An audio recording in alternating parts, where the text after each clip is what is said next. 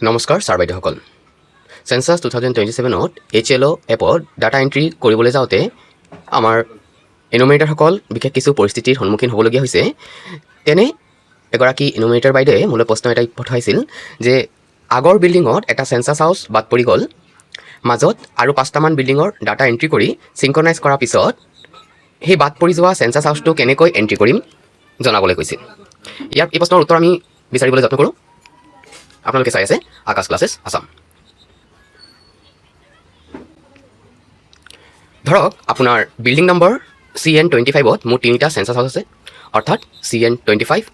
census হাউস 0035 CN25 census হাউস 0036 আৰু CN25 census হাউস 0037 কিন্তু data entry কৰাৰ সময়ত আপুনি ভুলতে কেৱল দুটা সেন্সাস হাউস 0035 আৰু 0036 এ এন্ট্ৰি কৰিলে তাৰ পিছত আপুনি সেই ডেটা সিনক্ৰনাইজ কৰি দিলে আপুনি কাম আগবঢ়াই নিলে আৰু CN26 CN27 CN28 CN29 আৰু CN30 ডাটা এন্ট্ৰি কৰি হেবোৰ সিনক্ৰনাইজ কৰিলে এতিয়া কাম প্ৰায় আগবাঢ়ি যোৱাৰ পিছতহে আপোনাক মনত পৰিল আৰে CN25ত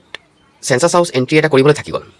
এতিয়া স্বাভাৱিকতে আপোনাৰ মনলৈ কেইটামান প্ৰশ্ন আহিব এতিয়া কি কৰিম আগৰ সিনক্ৰনাইজ ডেটা ডিলিট কৰিব লাগিব নেকি CN25 আকৌ নতুনকৈ এন্ট্ৰি কৰিব লাগিব নেকি আৰু আটাইতকৈ ডাঙৰ প্ৰশ্ন আগতে 0037 হ'বলগীয়া সেন্সাস হাউসটোৰ নম্বৰ এতিয়া কি হ'ব আহক কথাটো সহজভাৱে বুজি লওঁ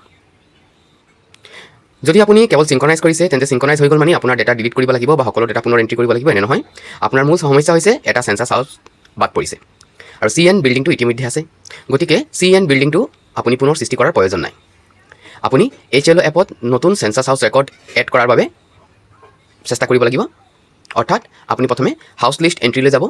তাৰ পিছত আগতে তালিকাভুক্ত হৈ থকা CN25 বিল্ডিংটো সিলেক্ট কৰিব তাৰ পিছত নিউ সেন্সাস হাউস অপশন ব্যৱহাৰ কৰি বাদ পৰা সেন্সাস হাউসটো ডেটা এন্ট্ৰি কৰিব কিন্তু এটা ডাঙৰ কনফিউজন ইয়াতে হয় ধৰক আগতে আপোনাৰ আছিল CN25 আৰু সেন্সাস হাউস নম্বৰ 0035 আৰু 0036 তাৰ পিছত CN26ত আপুনি বিল্ডিংত এন্ট্ৰি কৰিলে তেতিয়া সেন্সাস হাউস নম্বৰ হৈ গ'ল 0037 এতিয়া আপুনি ভাবিব পাৰে যে CN25ৰ তৃতীয় সেন্সাস হাউসটোত 0037 হ'ব লাগিছিল গতিকে মই 0037 মেনুৱেলি দি যাওঁ নহয় এটো কৰা উচিত নহয় ইতিমধ্যে 0037 এটা অন্য ৰেকৰ্ডত ব্যৱহৃত হৈছে গতিকে আগৰ সেন্সাস হাউস নম্বৰসমূহৰ মাজত গৈ মেনুৱেলি 0037 ইনসাৰ্ট কৰিবলৈ চেষ্টা নকৰিব HLO এপৰ নাম্বাৰিং মেকানিজম অনুসৰি নতুন সেন্সাস হাউসৰ বাবে নেক্সট এভেইলেবল সেন্সাস হাউস নম্বৰ জেনাৰেট হ'ব উদাহৰণস্বৰূপে যদি 0041 লৈকে নম্বৰ জেনাৰেট হৈ গৈছে তেন্তে নতুন ৰেকৰ্ডটো 0042 হ'ব পাৰে মন কৰিব 0042 নতুন সেন্সাস হাউসটো CN25 বিল্ডিংৰ হৈতে থাকিব অৰ্থাৎ বিল্ডিং নম্বৰ আৰু সেন্সাস হাউস নম্বৰ একে বস্তু নহয় বিল্ডিং CN25ৰ ভিতৰত থকা সেন্সাস হাউসটো সিৰিয়াল নম্বৰ নতুন হ'ব পাৰে আপুনি হয়তো ভাবিছে ডেটা তো সিঙ্ক হৈ গ'ল তেন্তে এডিট অলৰেডি সিনক্ৰনাইজ ডেটা লৈ গৈ নতুন সেন্সাস হাউসটো এড কৰিম নেকি ইয়াতো অলপ সাৱধান হ'ব লাগিব ডেটা অলৰেডি সিনক্ৰনাইজ ডেটা মূলত আগতে সিনক্ৰনাইজ হৈ যোৱা ৰেকৰ্ডৰ তথ্যত কাৰেকশ্যন কৰাৰ বাবে উদাহৰণস্বৰূপে CN25ৰ 0035ৰ কোনো তথ্য ভুলকৈ এন্ট্ৰি হৈছে তেন্তে সেই এক্সিষ্টিং ৰেকৰ্ডটোৰ এডিট কৰাৰ প্ৰয়োজন হ'ব পাৰে কিন্তু আপোনাৰ ক্ষেত্ৰত 0037 ৰেকৰ্ডটো সৃষ্টি কৰা হোৱা নাই অৰ্থাৎ এইটো এক্সিষ্টিং ৰেকৰ্ড কাৰেকশ্যন নহয় এইটো হৈছে মিছিং সেন্সাস হাউসৰ এটা নতুনকৈ এড কৰা হেয়ে নতুন সেন্সাস হাউস এন্ট্ৰি কৰাৰ এপ্ৰোপ্ৰিয়েট অপশন ব্যৱহাৰ কৰিব লাগিব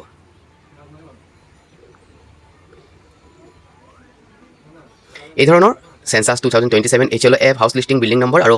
সেন্সাস হাউস নম্বৰ সম্পৰ্কীয় বাস্তৱ সমস্যাৰ সহজ সমাধান পাবলৈ আমাৰ চেনেলটো সাবস্ক্ৰাইব কৰি ৰাখক ভিডিঅটো উপকাৰী লাগিলে লাইক আৰু শ্বেয়াৰ কৰিবলৈ নাপাহৰিব আৰু নিজৰ সমস্যাসমূহ এই পোষ্টৰ কমেণ্টত উল্লেখ কৰিব পাৰে